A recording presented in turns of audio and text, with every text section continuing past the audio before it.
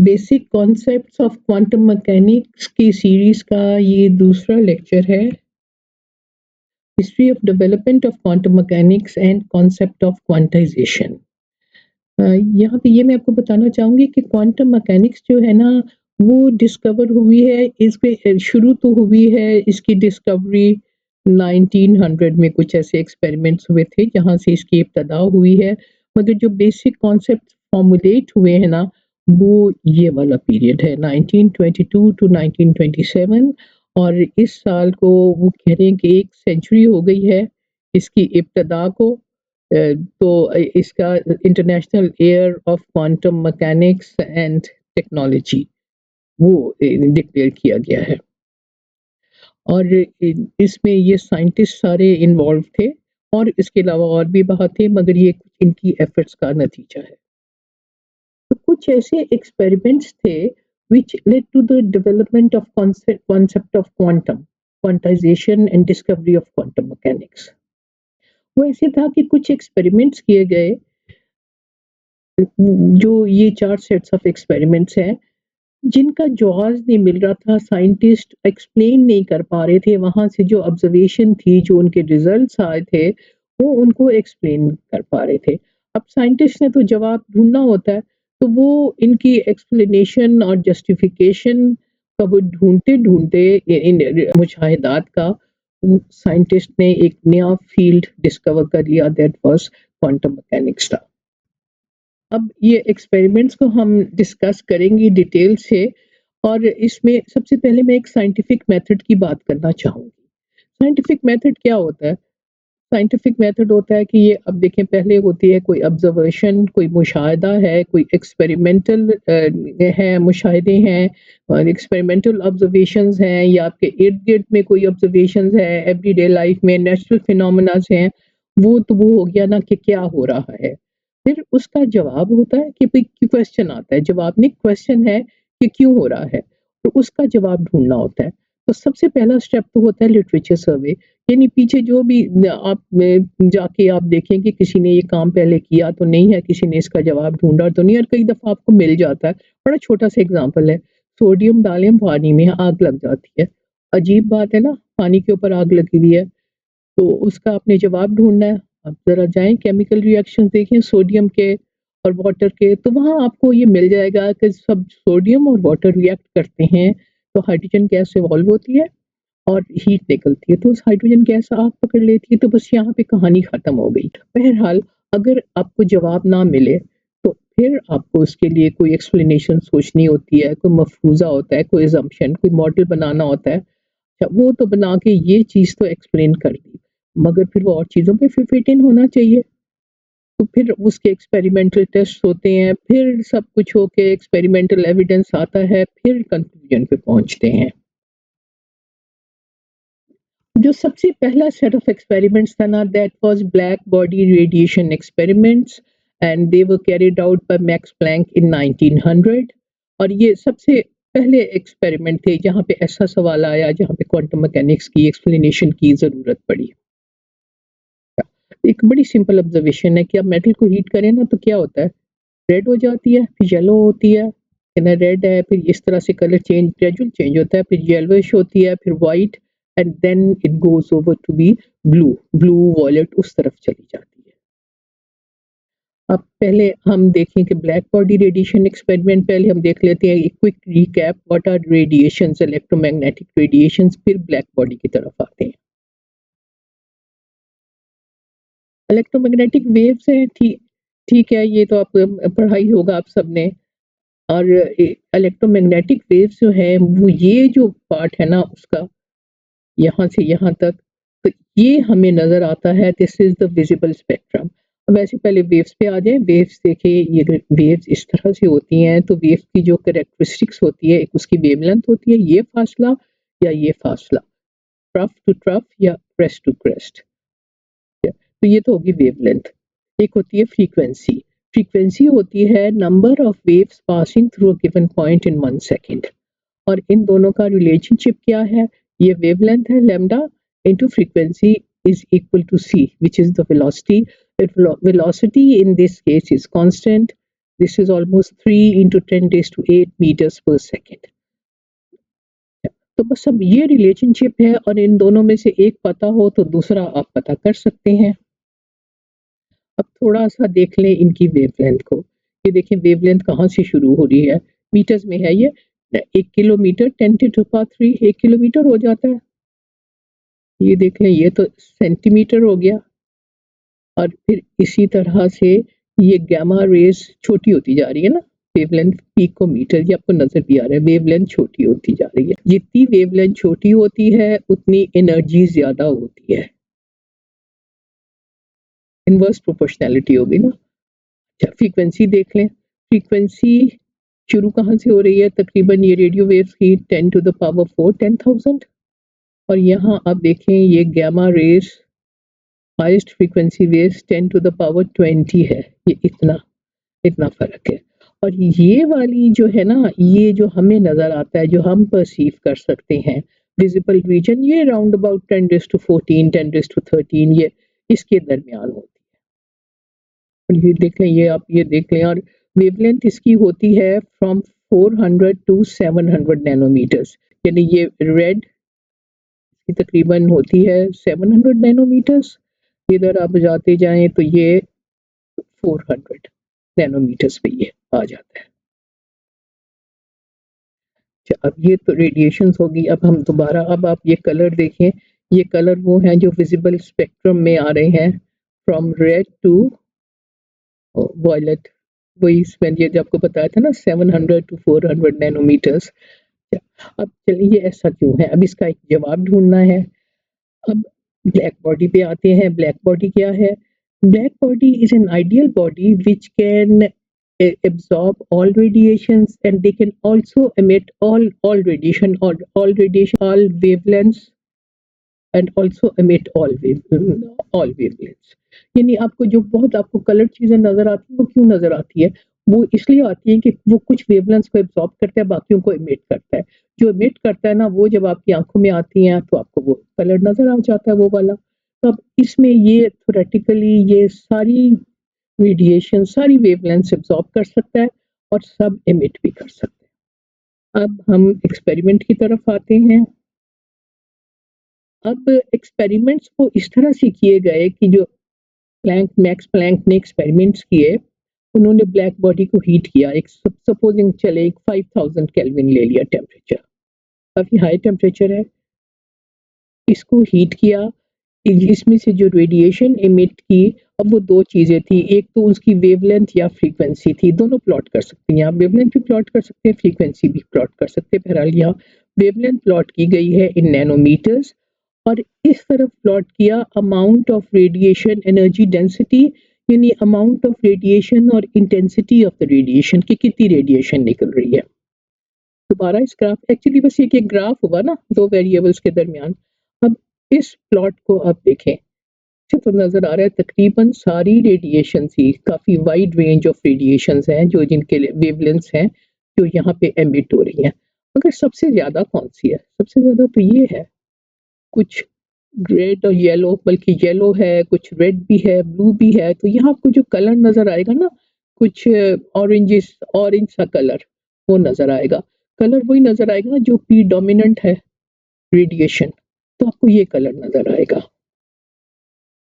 मगर यहाँ पे एक मसला आ गया। मसला ये आ गया, ये तो था प्योरली एक्सपेरिमेंटल ग्राफ।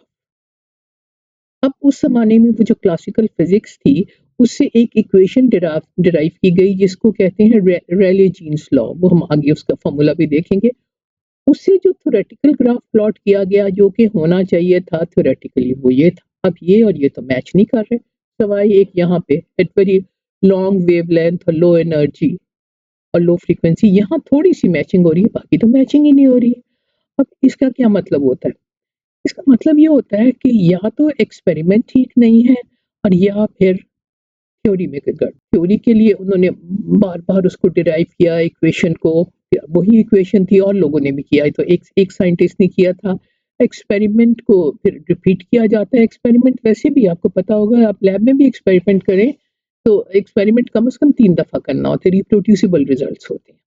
तो वो रिजल्ट यही आया था। इसको फिर यही काम डिफरेंट टेम्परेचर्स पे किया गया।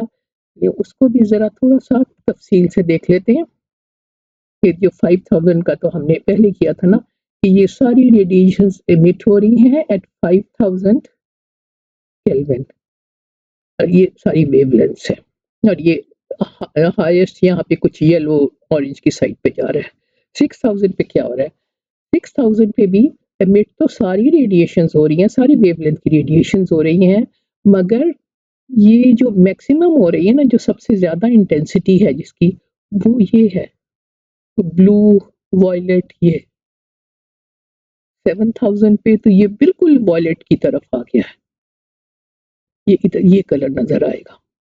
तो जो टेम्परेचर के साथ कलर नज़र आते हैं आपको, वो तो अब आपको समझ आ गई होगी। अब इस मसले का हल कैसे साइंटिस्ट ने निकाला? ये पहला फिनोमेना था जो क्लासिकल फिज़िक्स से एक्सप्लेन नहीं किया गया। अब मसले का हल निकालना होता है तो बात की तह तक जाना होता है ना। अब फिर वही बात आती है, अच्छा ये एमिट कहाँ से हो रही हैं? क्लासिकल फिज़िक्स की क्या थ्योरी थी, कहाँ से ये वेव्स निकल रही हैं? वो ये था कि जो ये ब्लैक बॉडी है, उसके कंस्टिट्यूट एटम्स हैं, उनमें इलेक्ट्रॉन्स हैं एंड दे आर ऑसिलेटिंग, तो they are electronic oscillators and these energies of electronic oscillators are responsible for the emission of radiation and they could have any value, continuous कोई value भी हो सकती है। इसको अपने बेस बना के और बाकी स्टैटिस्टिकल थर्मोडायनामिक्स से ये इक्वेशन डिराइव की गई, ये रेले जीन्स लॉ है।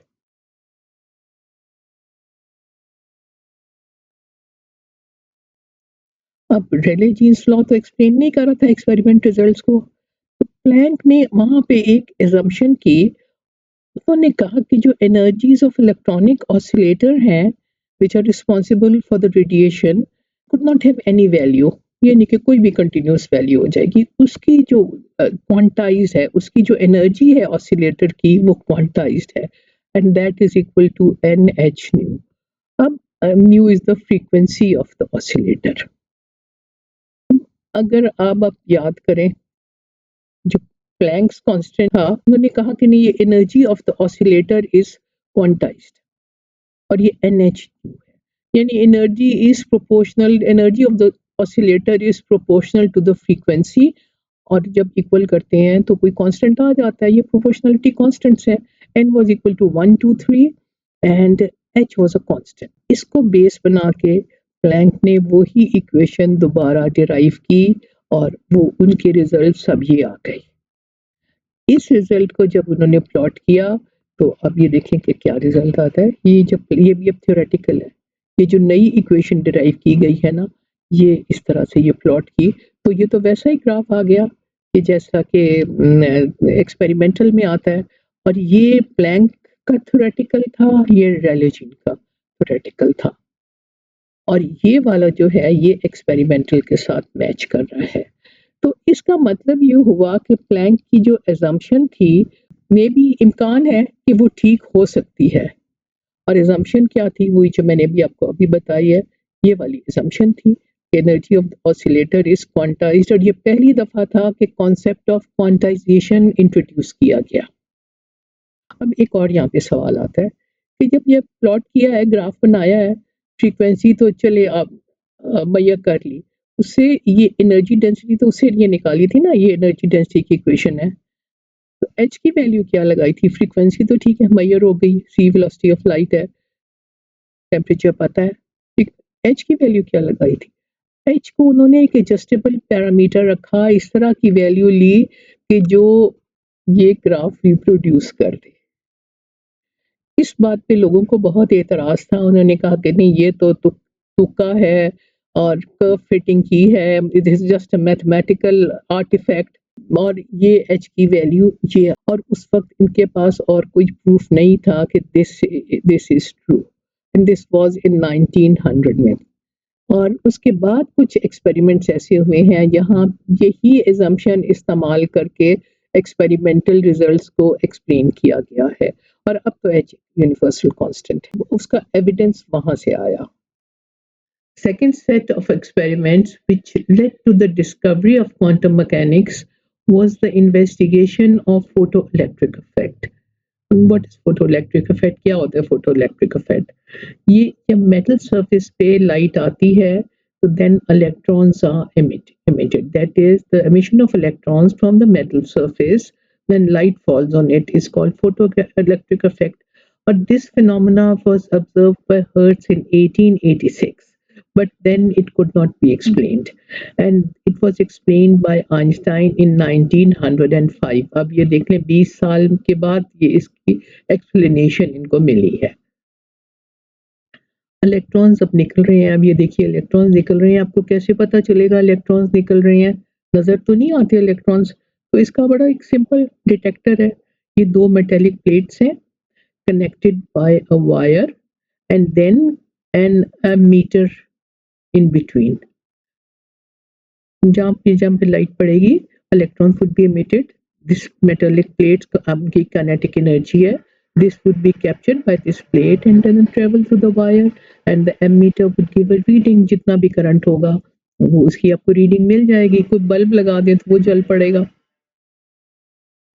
And the next step is how to measure the kinetic energy of the electrons. अब काइनेटिक एनर्जी मेजर करने के लिए वेलोसिटी मेजर करनी पड़ेगी ना, हाफ एम वी स्क्वायर होती है ना काइनेटिक एनर्जी, वेलोसिटी मेजर करनी पड़ेगी। तो सिंपल इसी अपरेटस में अब ये देखिए इसमें एक बैटरी कनेक्ट कर दी। इधर नेगेटिव चार्ज हो सकता है, negative terminal of the battery and then this is the positive terminal of the battery.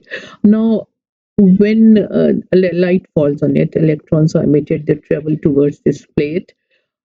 इनको स्लो डाउन करना है, इन कैसे करेंगे? यहाँ पे आप नेगेटिव चार्ज जब दे देंगे ना, वोल्टेज एक ये नेगेटिव टर्मिनल से कलेक्ट हो जाएगा, तो इसमें नेगेटिव चार्ज आ जाएगा और the electron would start to slow down, मतलब उनको रिपल्शन मिलेगी और इसको वोल्टेज को आहिस्ता-आहिस्ता बढ़ाते जाएँ और जब एक वोल्टेज आएगा the electrons would stop flowing, there would be no current through this. That is known as the stopping potential, and stopping potential into electronic charge gives you the energy of the electrons. अब ये देखें, ये energy of the electron नहीं, this was the energy which was force which was used to stop the movement of electrons. This is equal to the kinetic energy of the electrons. तो ये फिर एक detector हो गया। ये एक phenomena था and this was used to detect the electron and then they measure the kinetic energy. इसको थोड़ा सा आप ग्राफिकली भी देख लें, ये एक प्लेट है पोटेशियम मेटल की। Now light is falling on it. When red light falls on it, no electrons are emitted. Green light falls on it, then electrons are emitted with this velocity. Blue light falls on it, again electrons are emitted and this is the velocity and you can see that the velocity is increasing. जैसे जैसे ये wavelength decrease हो रही है ना, energy बढ़ रही है light की and therefore the velocity of the electrons emitted is also increasing. इस पूरे इन्वेस्टिगेशन में ऑब्जर्वेशंस क्या थी?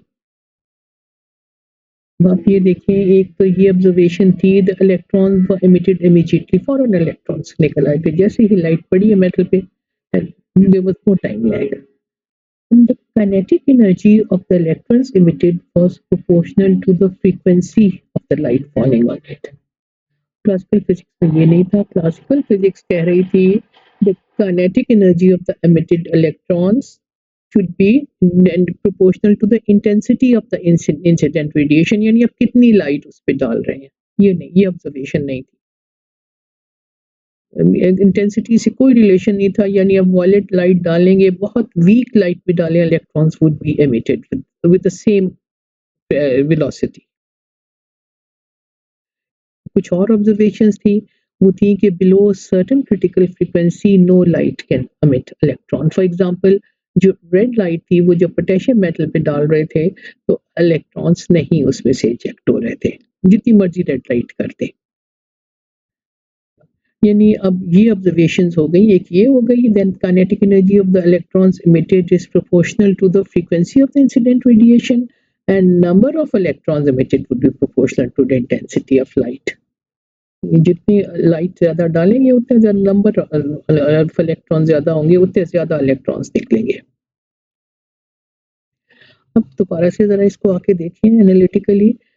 पोटेशियम है उसका 2 इलेक्ट्रॉन वोल्ट्स उसका आयनाइजेशन पोटेंशियल होता है।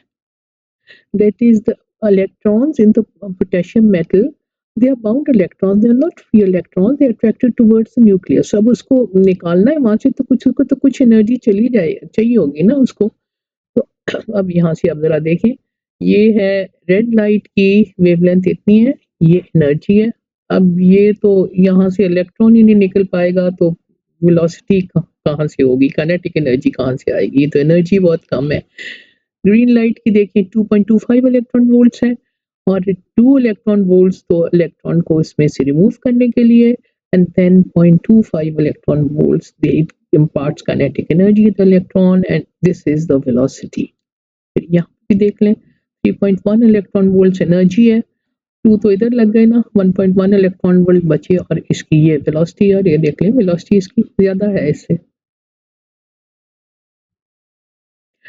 अब ये सारा जो था ये सब कुछ इसको एक्सप्लेन करना था। यहाँ के लिए इसके लिए आइंस्टाइन एक और हाइपोथेसिस लेके आए। उन्होंने ये कहा the electromagnetic radiation they it exist as small packets of energy called photons और उसकी एनर्जी ये थी। अब ये भी एक बिल्कुल out of the box assumption थी। दैट इज़ लाइट तो कहते हैं लाइट की तो वेव नेचर होती है। हम ये कह रहे हैं कि नहीं it exist as small pack corpuscular nature of light, small packets of energy. तो उस हिसाब से अब देखिए कि इनिशियल एनर्जी कितनी थी, मेटल के ऊपर लाइट पड़ रही है उसके पास एनर्जी कितनी है, एच न्यू है, H was a proportionality constant. Energy required to for the emission of electron कितनी है, फी है, वर्क फंक्शन है। अब ये जैसे सोडियम मेटल में देख लें ये आउटरमोस्ट इलेक्ट्रॉन होता है ना, इस तरह से इलेक्ट्रॉन्स अरेंज होते हैं, ये आउटरमोस्ट इलेक्ट्रॉन है। इस इलेक्ट्रॉन को निकालने के लिए जो एनर्जी चाहिए वो है 2 इलेक्ट्रॉन और इसको अब फी जो है उसको ऐसे भी लिख सकते हैं ना, ये क्या एनर्जी है ना, एच में h nu nought and nu nought is the threshold frequency. अब law of conservation of energy apply कर लेते हैं। इनिशियल एनर्जी ये है और ये जा रही है इन फी in removing the electron from the metal and then the rest of the energy is imparted as kinetic energy। तो ये इक्वेशन होगी, जरा इसको रीअरेंज कर लें तो ये इक्वेशन आ जाती है। और ये देखें अब ये इक्वेशन कहाँ से आई है, by combining this and the classical physics equations. अब इस डिराइव्ड इक्वेशन को देख लें, ये तो मैथमेटिकली डिराइव्ड है ना। यहाँ से आपको क्या नजर आ रहा है, this is the kinetic energy is proportional to the frequency. यानी एक्सपेरिमेंट क्या है, एक कोई मेटल ले ली उस पे डिफरेंट फ्रीक्वेंसीज की लाइट डालते रहे और काइनेटिक एनर्जी मेजर करते रहे, kinetic energy of the electrons. Kinetic energy of the emitted electrons is proportional to the frequency of the incident radiation। और अब ये इक्वेशन ऑफ स्ट्रेट लाइन है, ये प्लॉट भी हो सकती है, उसको हम जरा अभी देखते हैं। प्लॉट करेंगे ना तो ये आ जाएगा slope and this would be the intercept.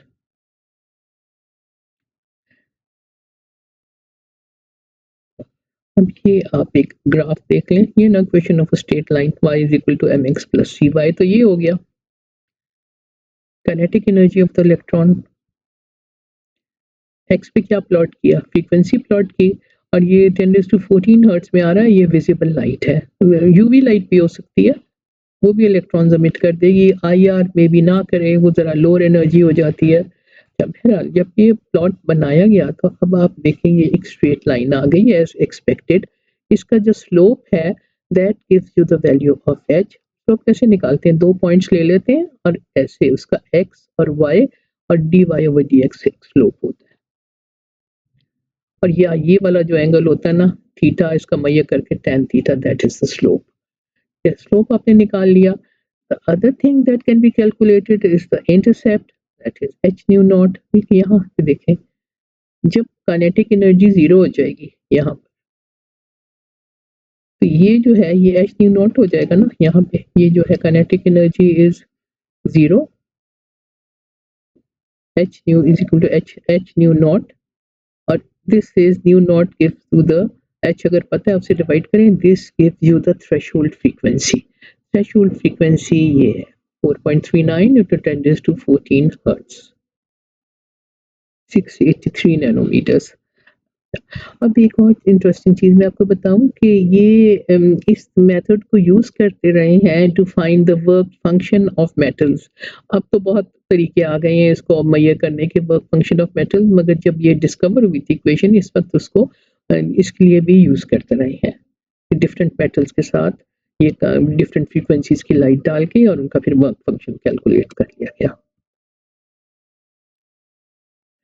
तो अब ये देखिए ये जो असम्पशन थी, इसने ही सारा कुछ एक्सप्लेन कर दिया और ये अब ये एक बिल्कुल डिफरेंट असम्पशन थी। That is light is made up of small particles of energy, small packets of energy.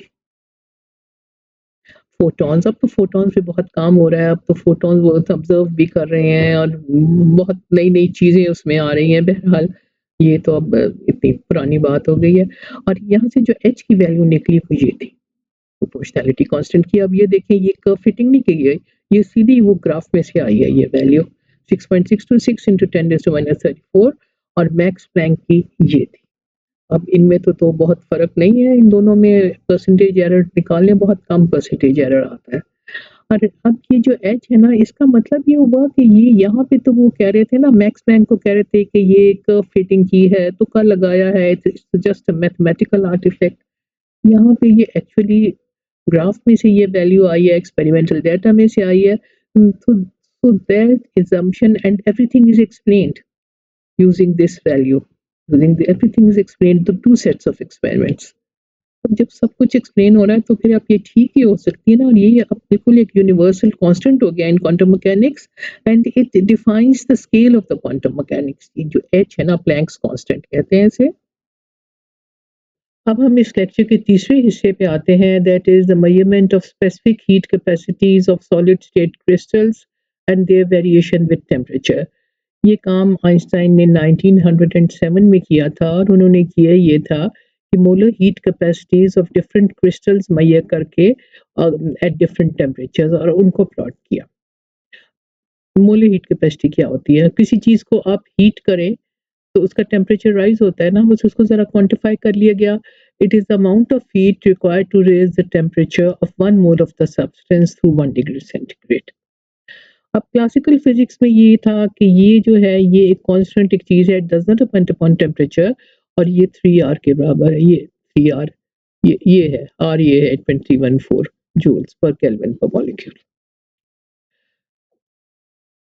यार ये डिराइव तब किया गया था लॉ जब लो टेम्परेचर पे मेजरमेंट्स हो नहीं सकती थी, मगर however बाद में with technological advances made it possible to measure heat capacities at low temperatures. For example, carbon liquid carbon dioxide के साथ हम -30s में जा सकते हैं, 30 डिग्री सेंटीग्रेड, और लिक्विड हाइड्रोजन के साथ -200 डिग्री सेंटीग्रेड पे मेजरमेंट्स हो सकती हैं। तो बहरहाल उन्होंने मेजरमेंट्स किए at different at high and low temperatures of different metals, heat capacities of different metals, और वो उनको पता चला कि at low temperatures as temperature decreases heat capacity also decreases. This was against the laws of classical physics, यानी उनके पास ये ऐसा ग्राफ आया। अब इधर अगर टेम्परेचर हो और इधर मोलर हीट कैपेसिटी हो तो according to classical physics CV is equal to 3R। बस ये 3R ही होना चाहिए, टेम्परेचर जो भी हो यहाँ पे ये स्ट्रेट लाइन आ जाएगी। मगर वो ग्राफ तो इस तरह से आ गया, इसको एक्सप्लेन करना था। तो अब इसके लिए वो पहले उन्होंने ये क्रिस्टल्स को कंसिडर किया। वही अब बात की तह तक पहुँचने के लिए, एक्सप्लेन करने के लिए आपको यहाँ पे जाना पड़ता है ना बेसिक्स पे। अब जो क्रिस्टल्स होते हैं ये इनका स्ट्रक्चर है, ये कॉपर का एक स्ट्रक्चर है। Atoms are at fixed position and they are not moving but they are vibrating about their mean position. इस तरह से हर एटम ऐसे ऐसे ये वाइब्रेट कर रहा है अपनी जगह पे। अब अगर वो वाइब्रेट कर रहा है तो उसकी वाइब्रेशनल फ्रीक्वेंसी भी होगी, वाइब्रेशनल एनर्जी भी होगी।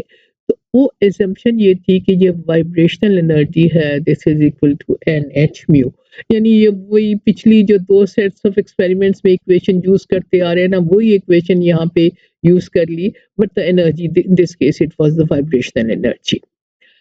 फिर इसको उन्होंने कंबाइन किया विद थर्मोडायनामिक्स, स्टैटिस्टिकल थर्मोडायनामिक्स और एक और इक्वेशन डिराइव की जैसे प्लैंक ने की थी और वहाँ से उसको प्लॉट किया। तो ये यहाँ पे ये इस तरह का ग्राफ आ गया, तो ये एक्सप्लेन हो गया। अब अगर एक्सप्लेन हो गया तो बहुत इम्कान है कि ये जो असम्पशन है, दिस इज़ ट्रू। जो असम्पशन होती है उसका एक एविडेंस भी तो चाहिए होता है, तो चूँकि वो एक एक्सप्लेन कर रही है एक चीज़ को, तो ये फिर ठीक ही होगी। और ज़्यादा इंटरेस्टिंग बात ये है कि ये एक ही असम्पशन है ना, ये डिफरेंट सॉर्ट्स ऑफ एनर्जीज़ हैं जिनको वो क्वांटाइज़ कर रहे हैं, इनका कैन इट इज़ क्वांटाइज़्ड, मगर वो चीज़ तो एक ही है, वही प्लैंक्स कांस्टेंट है। And again this is the frequency of vibration in this case. उसके बाद जो चौथा एक्सपेरिमेंट था, the fourth set of experiment was the spectra of hydrogen atom. Hydrogen atom आपको पता है सबसे छोटा एटम है। उसको अगर हाइड्रोजन एटम को एक्सपोज किया जाए तो electromagnetic radiations in different region, जैसे उस पे एक दफ़ा यूवी लाइट डाली, फिर विजिबल, फिर इंफ्रारेड, माइक्रोवेव, और उसमें से कुछ एमिशंस होती हैं, कुछ एमिट होती हैं लाइंस ऑफ सर्टेन फ्रीक्वेंसीज, और वो ऑब्जर्व होती है, इस तरह का स्पेक्ट्रा ऑब्जर्व होता है। फॉर एग्जांपल अगर उस पे यूवी लाइट डालें तो इस तरह की एक लाइन ये, और फिर ये थोड़ी कुछ देर पे करीब करीब आती जाती है। विजिबल लाइट डालें तो ये इस तरह का ये स्पेक्ट्रा होता है। और ये देख लें, ये यूवी लाइट है ना, shorter wavelength 100 nanometres. Visible light है, विजिबल लाइट मैंने आपको पहले भी बताया था फ्रॉम 400 टू 700 नैनोमीटर्स होती है उसकी वेवलेंथ। और वहाँ पे ये उस तरह से एमिट हुई विजिबल रीजन में। और फिर इसके बाद अ, ये 1000 नैनोमीटर्स ये इंफ्रारेड हो गई। इसको कहते हैं लाइमन सीरीज, ये बामर सीरीज है। और इसके बाद ये इंफ्रारेड में फास्टियन सीरीज आ जाती है, ब्रैकेट फंड। इस तरह से ये इसका स्पेक्ट्रा है। और अगर आपने इसमें तफसील इसकी देखनी हो ना, तो ये मेरा एक पिछली एक वीडियो मैंने अपलोड की हुई है, उसमें ये बिल्कुल डिटेल में ये सब कुछ बताया हुआ है। अब इसको एक्सप्लेन करने के लिए फिर आप हाइड्रोजन एटम मॉडल पे आ जाएँ। सिंपल, एक न्यूक्लियस है, एक प्रोटॉन है, सेंटर में positively charge, negative electron going around it. और ये अब एक असम्पशन, अब ये इसको एक्सप्लेन किया बोहर ने, नील बोहर ने 1911। हाइपोथेसिस उसमें क्या था? एक तो ये हाइपोथेसिस था कि when an electron is moving in one of its orbit, it's energy does not change. यहाँ पे एक एनर्जी होगी, इसमें एक एनर्जी होगी, इसमें एक और होगी, इसमें एक और दूसरी बात ये थी कि जब ये यहाँ से यहाँ जंप करेगा, तो ये एनर्जी एब्ज़ॉर्ब करेगा, या यहाँ से यहाँ करे तो एनर्जी एब्ज़ॉर्ब करेगा। और जब ये ऊपर चला जाएगा, ऊपर से नीचे आ जाएगा, तो एनर्जी एमिट करेगा। और वो जो हमने ऑब्ज़र्व किया था ना, जो पीछे देख रहे थे, वो एमिशन स्पेक्ट्रा है, एनर्जी व्हिच इज़ एमिटेड।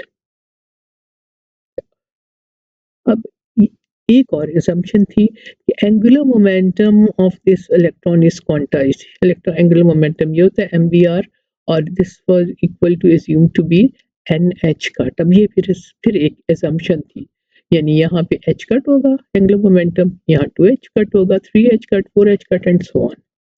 अब वही वाला पैटर्न है, ये असम्पशन ली, इसको क्लासिकल फिजिक्स की इक्वेशन के साथ कंबाइन किया और डेरिवेशन की, वहाँ से जो एनर्जी ऑफ द इलेक्ट्रॉन आ गई, I माइनस आर एच वो एन स्क्वेयर, यानी आर एच की ये वैल्यू है, ये माइनस आर एच आ जाएगी इसकी एनर्जी, आर एच वो 4, आर एच वो 9, R H minus R H वो 16 and so on. Negative energy है, वो इसलिए नेगेटिव है कि ये अट्रैक्टिव एनर्जी है ना, the electron is attracted towards the nucleus.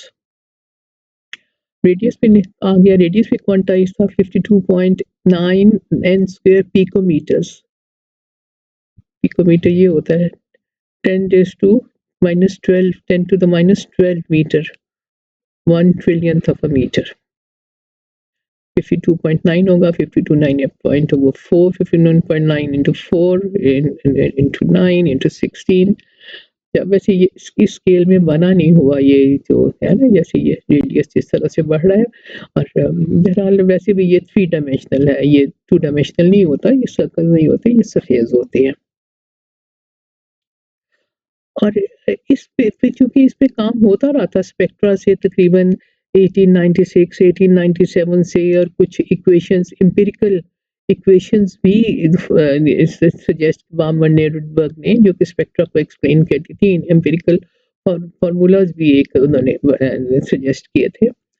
मगर बस वो यही था कि पैटर्न एक इस तरह से हो रहा है, क्यों का जवाब नहीं मिल रहा था। अब क्यों का जो जवाब मिला वो यहाँ से इस इन डेरिवेशन से फिर एनर्जीज आ गई, energy difference of different levels निकाल लिया गया और वहाँ से पूरा स्पेक्ट्रा एक्सप्लेन हो गया। ये मैं डिटेल्स में नहीं जा रही क्योंकि ये आप उसमें इस वीडियो में आप जाके देख सकते हैं। अब हम इसको समराइज करते हैं इस लेक्चर में। That was the beginning of the discovery of quantum mechanics. 1900 में black body radiation experiments. assumption क्या थी? The energy of oscillations of the electrons in the particles of a black body are quantized. ये वाली assumption। और यहाँ h की value जो थी प्लैंक्स कांस्टेंट की, वो सिर्फ एक कर्व फिटिंग के लिए जैसे वैल्यू एक करते ना, the value which give the experiment you produces the results.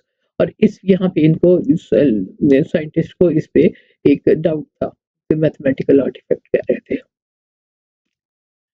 1905 में फोटोइलेक्ट्रिक इफेक्ट इन्वेस्टिगेशंस और इनकी assumption क्या थी? That is the electromagnetic radiation behaves like small packets of energies called photons and the energy is quantized. Energy of the photons is quantized. फिर कोई वाली equation है तो भाई ये एनर्जी अब किसी डिफरेंट चीज की हो गई है, एनर्जी ऑफ फोटोन हो गई है, पार्टिकल ऑफ लाइट उसकी हो गई है। Then in 1907 again Einstein, and that was the variation of specific heat capacities with temperature। और वहाँ पे जो assumption की, that is the vibrational energy of an atom in a crystal is quantized। और फिर आ गया स्पेक्ट्रा ऑफ हाइड्रोजन एटम और यहाँ पे assumption क्या थी कि angular momentum of an electron orbiting the nucleus in a hydrogen atom is quantized। तो एक कॉन्सेप्ट ऑफ, अब इसमें से देखिए कॉन्सेप्ट ऑफ क्वांटाइजेशन आ गया है और एच की वैल्यू प्लैंक्स कांस्टेंट की एक वैल्यू यहाँ पे तो एक एज्यूम ही की थी ना, वैल्यू कर्व फिटिंग समझे की थी, डाटा फिटिंग की थी और यहाँ पे ये एक्सपेरिमेंट से वैल्यू निकाली गई और वो ही आई, तकरीबन उसके बराबर आई। यहाँ फिर इस वैल्यू को यूज कर लिया गया और ये जो एच है ना, ये भी यूनिवर्सल कांस्टेंट है और it defines the scale of the quantum mechanics.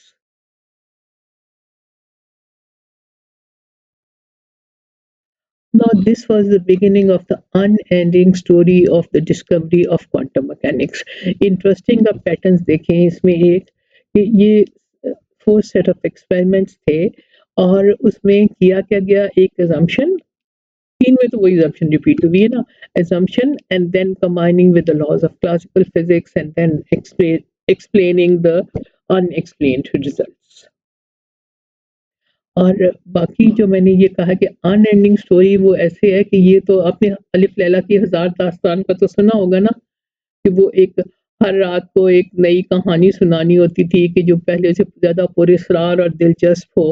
तो वो तो सिर्फ़ हज़ार कहानियाँ थी ना, अब ये तो एक एंडलेस कहानियाँ हैं, अभी तक नई डिस्कवरीज़ आ रही हैं और हर डिस्कवरी पहले से ज़्यादा अजीबो-गरीब और बस समझिए कि वो बियॉन्ड बिलीफ होती